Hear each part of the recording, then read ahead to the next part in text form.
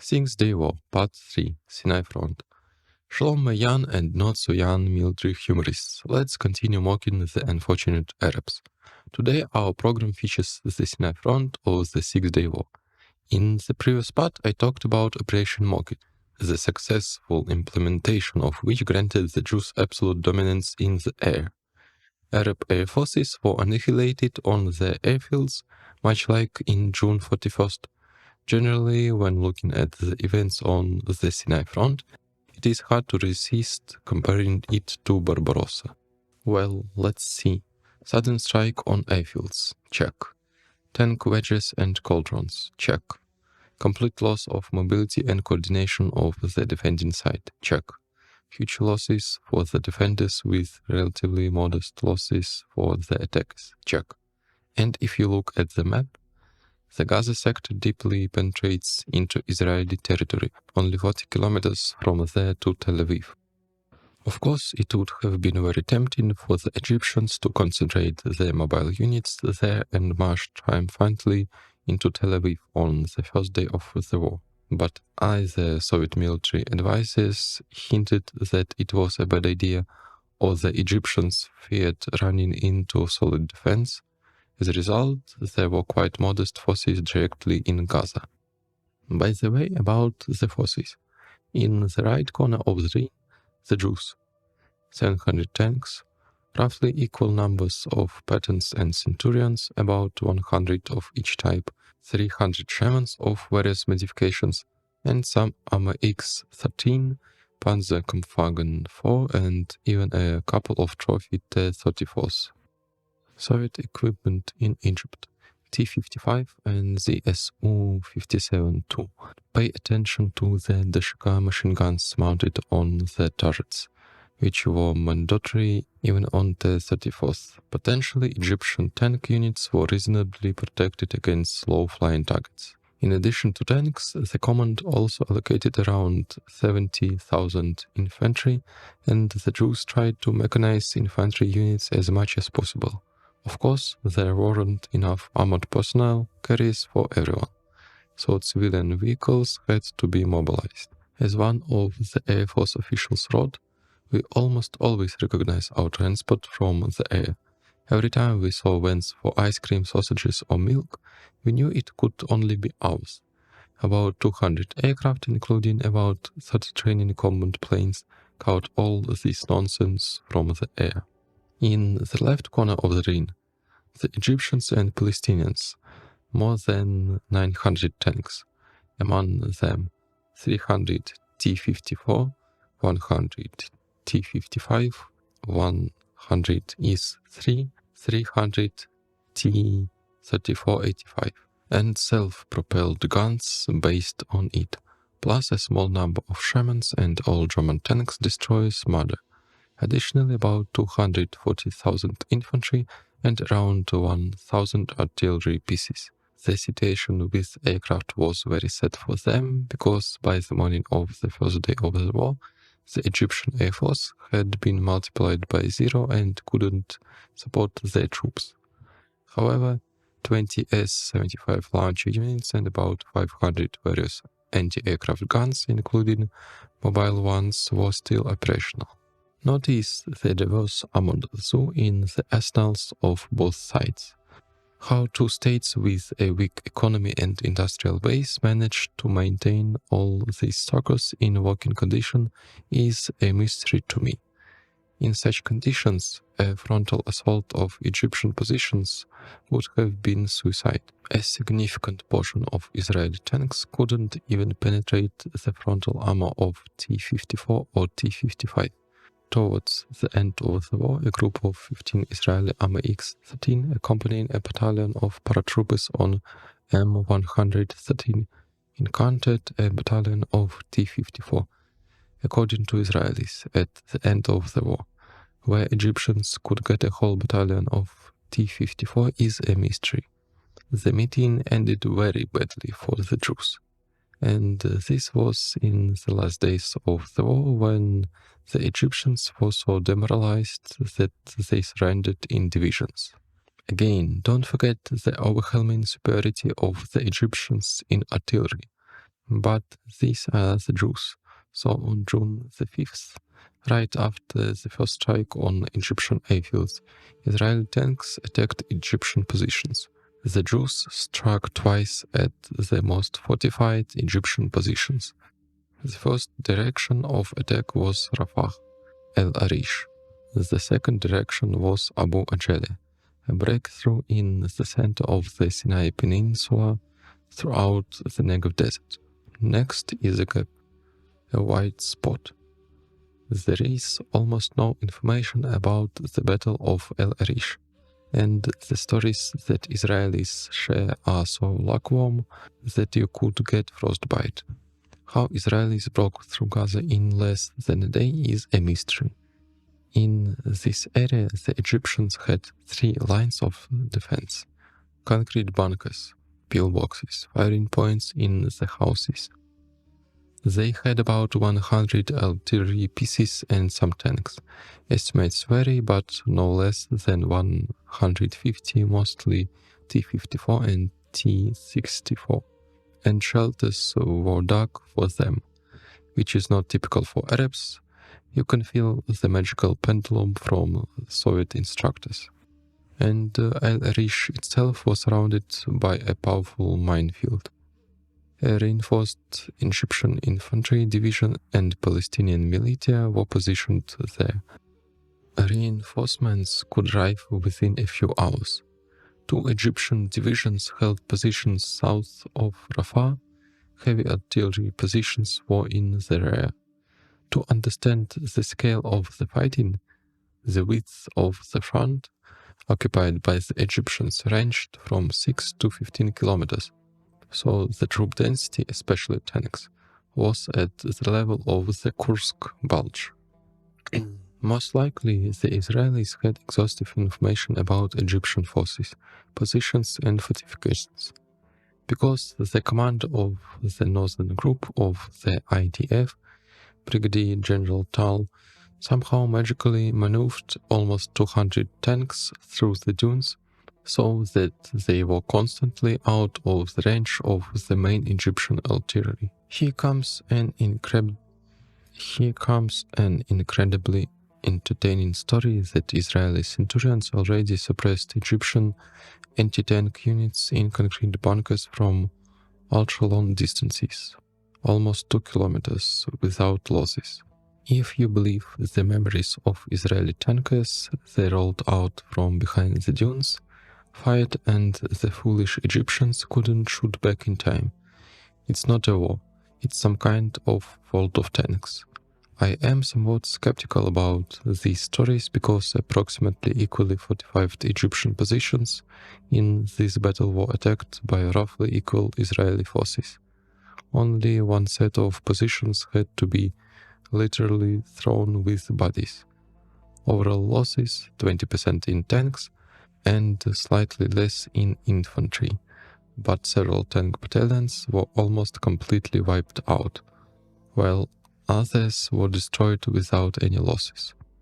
So the conspirational version that the Jews bribed some Egyptian officers, in my opinion, has a right to exist. At the same time, it is worth considering the possibility that some Egyptian officers were simply incompetent. According to the recollections of Soviet instructors who trained the Egyptians, the local officer corps were characterized by an extraordinary level of incompetence, laziness, and lack of diligence. There is also an alternative version that suggests Toll's division honestly struggled against the Egyptian defense, slowly breaking through with significant losses. Israeli loss figures in all sources are roughly the same. However, closer to the night of June 5th, 6th, the Israelis managed to maneuver their tanks and supply trucks, a much more difficult and dangerous task, south through what we considered impossible dunes and hit the Egyptians in the flank. In any case, it remains a mystery how the Israelis managed to ensure the supply of fuel and ammunition. Israeli tankers write in their memories that both had run out of the morning of June 6th. But over the night, quartermasters managed to bring several fuel trucks to the front lines. Given that some Egyptian bunkers and firing points held out until June 8th, this can be considered a real feat. A fuel truck is not a tank. It can be disabled by a couple of machine gun bursts, and you can drive it over the dunes. You have to move on the highway waiting for that inevitable burst from any window. In short, due to the idiocy of the Egyptians, espionage efforts by the Israelis, the unique accuracy of Israeli tankers, and the divine assistance to the IDF, a breakthrough was achieved through the Gaza sector with relatively small losses in less than a day. The Egyptians essentially lost 3 divisions and faced a significant headache in the form of Israeli tanks that broke through to the operational space, accompanied by motorized infantry. Meanwhile, the second Israeli grouping stormed Abu Jile, an Egyptian stronghold in the Negev. Again, in the Sinai, there are only 3 major highways and about 10 relatively passable roads. So the choice of attack direction for the Israelis was not very broad, and the Egyptians fortified all key points. As in El Rish, the Jews had complete information about Egyptian forces, positions, maps of minefields, etc. Commanding the Israeli forces was Ariel Sharon. In his tent, there was a huge sandbox with a detailed layout of Egyptian positions. Sharon made all officers, down to lieutenants, show their actions on the layout and their reaction to possible Egyptian countermeasures. You might laugh, I can't vouch for the truth, but it seems legit. But in some memories, there is a story that the Israelis had more accurate information about Egyptian minefields than the Egyptians themselves. During the night battle, a column of Egyptian T-34s reportedly drove into their own minefield. Sharon decided to show off and attack the enemy at night. A landing party was landed on the positions of the Egyptian artillery from helicopters, and 10 crews engaged in a night battle. Considering that both Arabs and Jews had almost no night sights, the advantage in the night battle was on the side of those who had thoroughly studied the battlefield. Coordination of tank and infantry actions, as well as the ability to navigate in the dark, decided the night battle, ending in a complete rout of the Egyptians. They panicked and fled into the desert. The roads were clogged with retreating columns. In a sense, the Egyptian defense ceased to exist. It seemed that things couldn't get any worse, but on the morning of June the 6th, the Arabs found out what real trouble meant.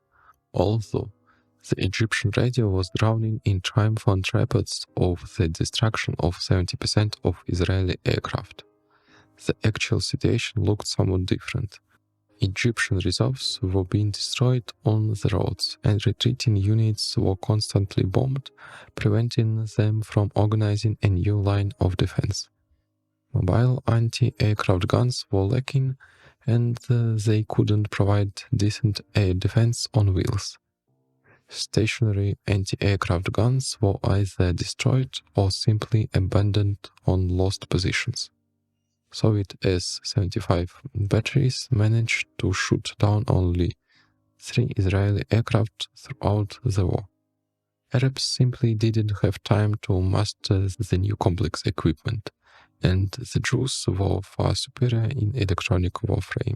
In fact, by the evening of June the 6th, the Sinai front had completely collapsed. On June the 7th, the advanced units of the IDF took control of the Milta Pass. thereby cutting off the remaining Egyptian forces on the Sinai from their supply lines. By the way, here's another cool story from Major General Avram Yofi, who commanded the Israeli vanguard. According to him, they ran out of fuel for the tanks. Fuel trucks couldn't keep up with the advance of the vanguard, and the Egyptians were also running out of fuel. So he decided to drain the fuel from all the vehicles except the tanks. It wasn't enough for all the vehicles, but you can't just abandon expensive equipment on the road. After all, they paid full-fledged shekels for it. Therefore, the Israelis hitched 7 tanks to a tow truck and thus transported all the available tanks to the pass. At the pass, a slaughter ensues. The Egyptians attempt to dislodge the Israeli blockade, while the Israelis try to break through to their own lines. The invasion showers retreating Egyptian columns with napalm. Israeli helicopters bring in ammunition and reinforcements. Pilots decimate the Egyptians, and soon they surrender. After this, Egypt hardly attempted further resistance. On June the 7th, the Israelis landed a contingent in Sharm el-Sheikh without encountering any opposition.